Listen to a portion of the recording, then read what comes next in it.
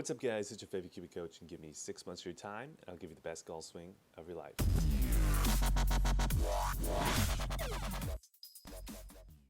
So welcome back to the channel. In this particular video we have another client before and after video for you today. And if you were ever wondering how much is too much handle first, if you ever wondered that, is it even possible? Well, this is the perfect video for you because we have a client that actually had too much handle first. So we're going to be going over the checkpoints of handle first. So let's go ahead and jump into this video. But before we get into the video, I want to give a quick shout out to our sponsor, and that is Kiwi Golf Japan. If you're too busy or you just can't make it out to our locations for lessons, Kiwi Golf Japan is the membership site for you. With 210 plus videos of golf instruction, we have everything on the site you could possibly want. So go ahead and check out that link down below, and now let's get into the video. So like I said in the intro, if you're wondering about handle first, this is going to be a perfect video for you. In the before swing, this client definitely had too much handle first, and in the after swing, he was a lot closer to where we'd want to be. So if you're looking for checkpoints, this will be the perfect video as well. We're going to talk about how if you start to get too much handle first, what the body will probably want to start doing. So if you start to see some weird looking things with the body positions exactly like this player, you might be struggling with too much handle first and a little bit of a handle drag. So let's go ahead and take a look at the before swing first, then the after swing, and then we're going to get into the video. So here's going to be the before swing.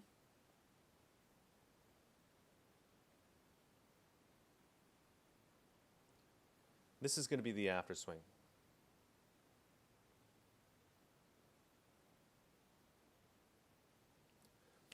So if you didn't pick up on it, there's some pretty big differences from position 5 to position 9, especially with what the hands are doing in terms of the handle first or not, and then also with what the body is doing as well. So let's start with position 5. We're going to break down the club shaft first, and then we're going to start to show how position 5 really kind of foreshadows what's going to be happening later on in the golf swing. So like I was stating earlier, position 5 is really kind of a foreshadow of what's going to happen later in the golf swing. So if we take a look at the angle right here that we've created, we can see he's right around 122 degrees. That's just showing how much lag he has or how much radial deviation he has. Now typically players who have closer to the range that he has is probably going to do one of two things. They're either going to early release, which is probably the majority of you guys who get too much of this angle at this point, or more so on the rarer side, but definitely still a decent amount of you guys do this. If you get too much radial deviation here or too much lag, you actually tend to keep it, drag the hands forward, and then get too much handle first, which is exactly what you'll see in this video. So let's go show you now the after swing and show you a little bit more of a proper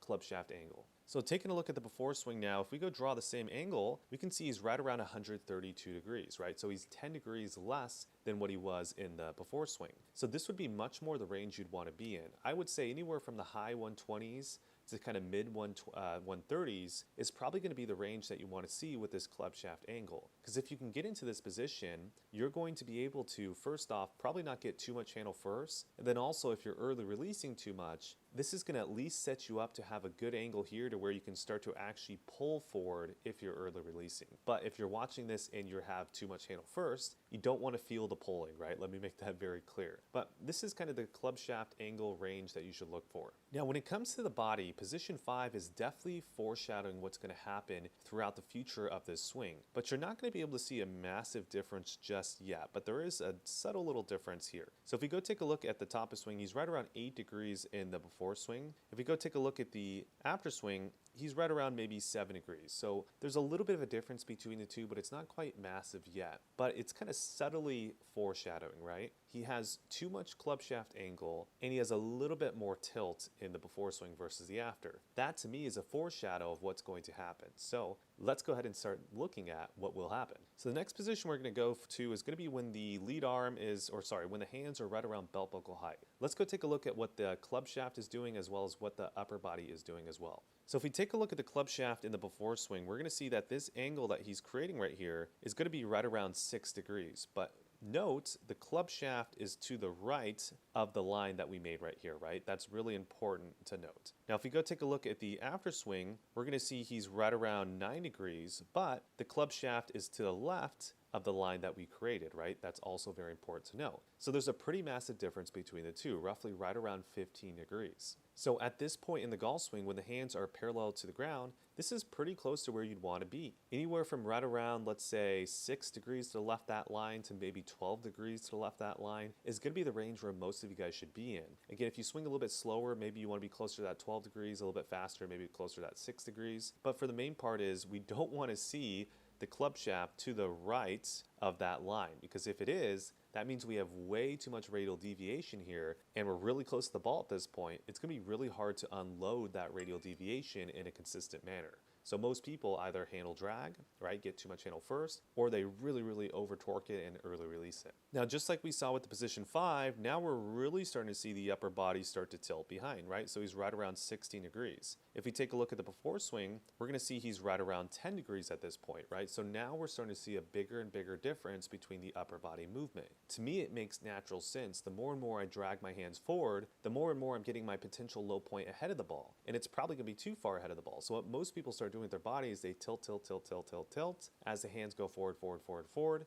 And that's exactly what you're seeing here, right? So you're seeing a very strong correlation to what the body is doing relative to what the hands are doing. Now, as we start to get to this important checkpoint of when the hands are just aligned to the right thigh, this is another important position to take a look at for the club shaft angle. Now, I would say both of these swings actually are still out of position and have too much radial deviation. So I would say the checkpoint that I prefer to see is actually really close to 90 degrees here. So maybe anywhere from like 85 to kind of 95 would be the range. But as you can see, even in the after swing, we still had a little bit too much angle at this point as well, right? So 71 degrees as opposed to 64. It's better, but it could still be in a better spot, right? So if you're checking at home, you want to get closer to that 90 degrees. And then as we take a look at the upper body as well, we're seeing more and more tilt as we start to go down, right? So now he's at 22 degrees. Now we're seeing actually the upper body getting closer and closer to the sternum. So he's right around 10 degrees in the after swing, which is much more where you want to be. And then the next checkpoint I like to check for is when the hands are pretty much in between, so right in line with the belt buckle. This is a great checkpoint to see where the club shaft should be. So for most of you guys out there, this should be a point where the club shaft would look much closer to the after swing here. So the after swing is right around 136. I would even argue that most of you guys out there should be even closer to kind of this low 160 range. The high 150 range is actually probably more so where you want to be. But if we take the 136 number versus the before at 115, it's still a whole lot better than it was before. He was dragging the handles so far forward before. All right, that's it for you guys on YouTube. But before you guys click off, let me give you some wrap-up points. So I think the first point is, can you have too much handle first? Yes, absolutely can. I know on YouTube, everyone's talking about handle first. It's what you need to be a great player. And I would argue for the most part, I think yes, handle first is definitely an important part to have a great golf swing. But when it comes to the checkpoints, you can overdo it. So make sure to watch through this video a few times to get the checkpoints that we gave you. And make sure when you're actually filming your golf swing, film from the face on and see if you actually are getting too much or not. If you're still struggling with your swing, make sure to check out our Kiwi Coach 6-month program. We'd love to help you out. There'll be a link for that down below. While you're on the site, make sure to sign up for the membership site because it does support this YouTube channel. Like, comment, subscribe, share, all that good stuff, and I'll see you guys in the next video.